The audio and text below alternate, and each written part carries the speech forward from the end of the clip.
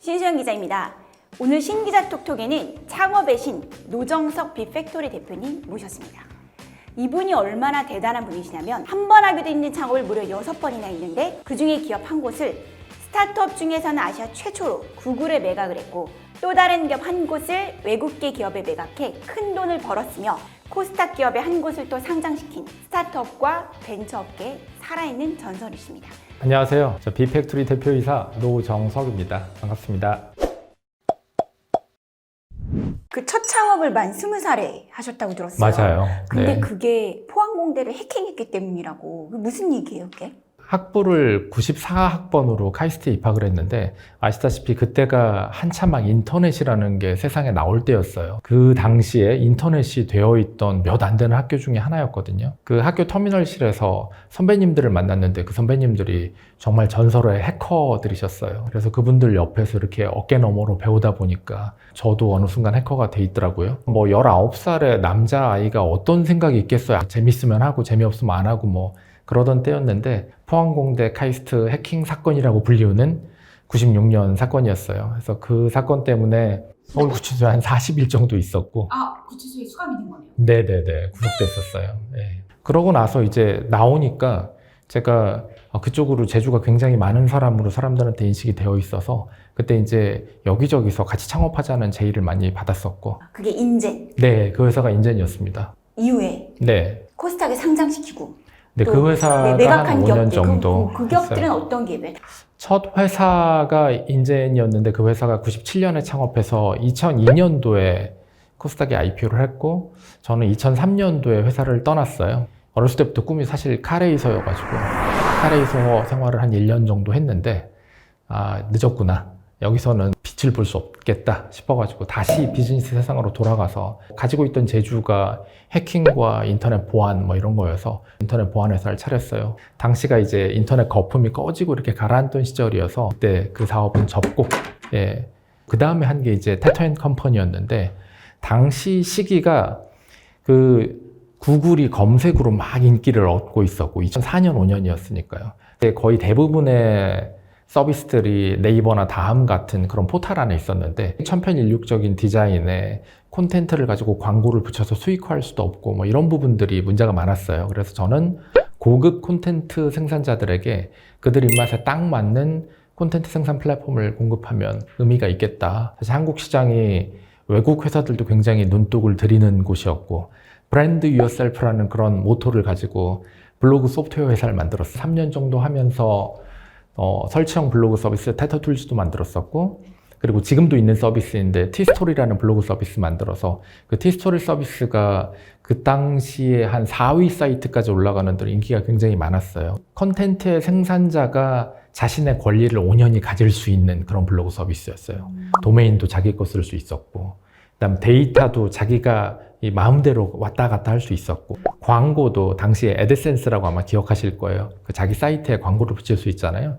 대표적인 컨텐츠 생산자들의 수익화 수단 중에 하나인데 애드센스를 붙일 수 있었고 이 세 가지가 어떤 네이버나 다음에 거대 포털이 제공하던 서비스와는 특징적으로 다른 부분이었습니다.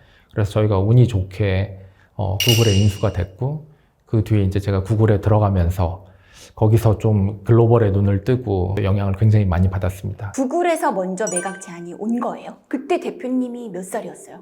제가 31살이었던 것 같아요. 그때 얼마에 파신 거예요? 그거는 비밀입니다. 네, 막 그렇게 뭐 인생을 바꾸고 네. 평생 놀 정도는 당연히 아니었고요. 그러면 이제 되게 수많은 기업들을 창업을 하셨잖아요. 실패한 적은 없었어요?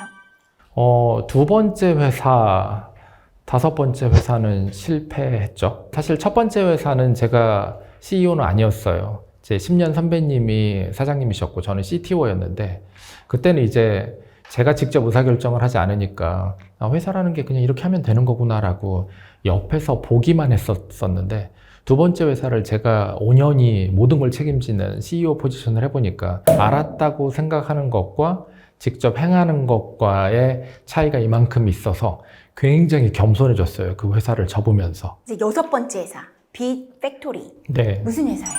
피터 드러커가 하는 얘기 중에 그런 얘기 있잖아요. 변하는 것 중에 변하지 않는 것을 좀 찾아야 된다.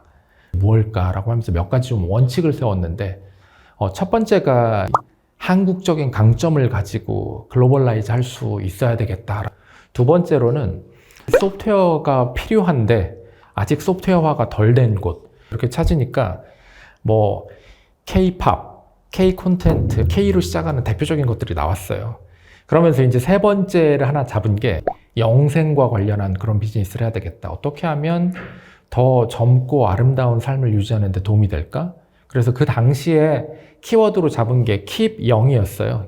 그래서 그 조금 확장해서 Keep You Young and Beautiful이라는 거에서 앞자만 따서 저희가 브랜드 이름으로 키위라는 그런 브랜드를 쓰고 있는데 이렇게 해보니까 이 K-뷰티 사업이 남았어요. 뷰티와 네. 바이오 뭐 이런 그런 것들을 여러 개를 의미하는 B를 썼습니다. 문제를 의미하는 B와 이 미케니컬한 거나 기계의 아름다움을 굉장히 탐닉하는 스타일이라서 팩토리라는 단어를 회사에 꼭 써보고 싶었고 그래서 B와 팩토리를 합쳐서 B 팩토리라고 이름을 짓게 됐어요. 지금은 화장품 회사인데 앞으로는 뭐 바이오 제약 회사로 뻗어나가게 될 것 같고요. AI와 그다음에 스마트 팩토리와 차별화된 화장품 원료 이 세 가지를 특징으로 하는 뷰티 서비스를 만들어야 되겠다라는 생각으로 하고 있고요. 대표님이 네. 진짜 성공하신 분이신데 성공 비결을 딱 세 가지만 꼽으면 뭐예요? 목적의식? 내가 이걸 왜 해야 되겠다. 목적의식이 정확하게 세팅이 되면 지치지 않고 무언가를 하게 되는 것 같고 두 번째로는 인간에 대한 기본적인 존중이라든지 아니면은 배려? 그냥 단순히 내 물건 사줘서 나한테 돈 주는 사람 이렇게 생각하면 뭐가 이렇게 정성 어린 행동들이 나오질 않더라고요. 그 다음에 이제 뭐 열정이라든지 공부하는 거라든지 부지런함이라든지 그 다음에 뭐 사람들과 네트워킹 하는 거라든지 뭐 이런 것들은 그냥 어쩔 수 없이 다 따라오게 되는 것들이라고 생각이 듭니다. 예. 어린 나이에 예. 경제적인 자유를 이미 획득하셨잖아요. 이미 30대 초반에. 네네네. 근데 왜 아직도 열심히 사세요? 제 주위에도 저보다 훨씬 많은 부를 가지신 분들이 많은데 부를 얻게 되면 다들 한 1, 2년씩은 한 번씩은 놀아요. 보상받고 싶은 심리도 있고 사실 회사를 하는 것 자체가 너무 힘들거든요. 그러다 보니까 한 1, 2년씩은 그러시는데 그러고 나면 해볼 것들 한 번씩은 다 해보시거든요. 다시 돌아오세요. 이게 제일 재밌거든요. 무언가를 이루는 거? 이루는 거, 네. 성취감. 그렇죠. 많은 어르신분들의 가르침이 있었어요. 예를 들면 저도 그냥 조용히 제 회사에 앉아가지고 제 일만 하고 있었는데 너 여기 앉아가지고 맨날 너한테 찾아오는 소위 괜찮은 애들만 쏙쏙쏙쏙 만나고 그러는 게 사회에 옳다고 생각하냐. 나가서 공헌하고 아닌 사람들도 더 많이 도와주고 돌아다녀라 라고 말씀도 주셨고 그런 것들이 저한테는 울림이 있었습니다. 성공한 인생 선배로서 우리 이제 성공하고 싶어하는 사람들한테 한 말씀 좀 해주세요. 무슨 유튜브 동영상을 보다가 일본 공익 광고였는데 모두가 마라톤을 뛰다가 갑자기 왜 남들이 다 정해진 한 길로 뛰어야 되지? 라고 하면서 선수들이 다 각자의 방향으로 뛰어요. 누구는 음식점에 가서 요리하고 누구는 봉사 가고 누구는 코딩하고 각자의 방향으로 다 뛰어가거든요. 저는 그게 굉장히 인상 깊었어요. 사실 우리가 성공하면은 뭐 돈의 액수라든지 무슨 물질적인 걸로 정의하는 경우가 많고 그다음에 젊은 분들이나 사회 초년생 분들도 그걸 목표로 삼는 경우도 많은데 사실은 그렇지는 않다라고 생각하거든요. 그래서 돈은 무언가 내가 이루는 것들에 대해 바이 프로덕으로 그러니까 어떤 산출물로 따라오는 거라는 걸 어른들이 많이 말씀하시잖아요. 저는 그러한 가치관의 탑재가 제일 중요하다라는 생각이 들어요. 예. 그리고 그렇게 각자의 길을 가는 다른 사람들을 무시해서도 안 되고 다 존중해야 되고 그래서 스타트업계에서도 그런 굉장히 저희끼리의 유명한 어떤 일종의 프로토콜이 있는데 아무리 안 되는 회사의 사장님이라도 대우해야 된다.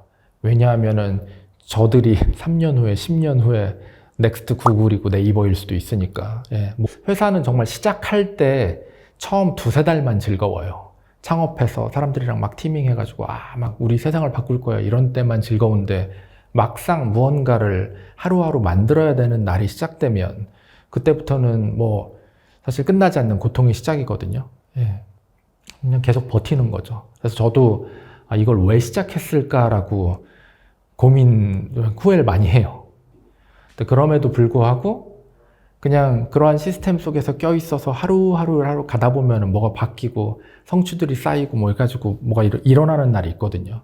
예, 그래서 저는 성공은 점이라고 생각하거든요. 오늘 하루 동안만 즐기고 끝나는 거. 그리고 실패는 선이다. 그래서 선이 영원히 이어지다가 어쩌다가 점 한번 찍고 그 다음 또 선 이어지고 어쩌다 점 한번 찍고 뭐 이러면서 살다 죽으면 뭐 나쁘진 않겠다. 뭐 이렇게 사는 거죠. 재밌어요.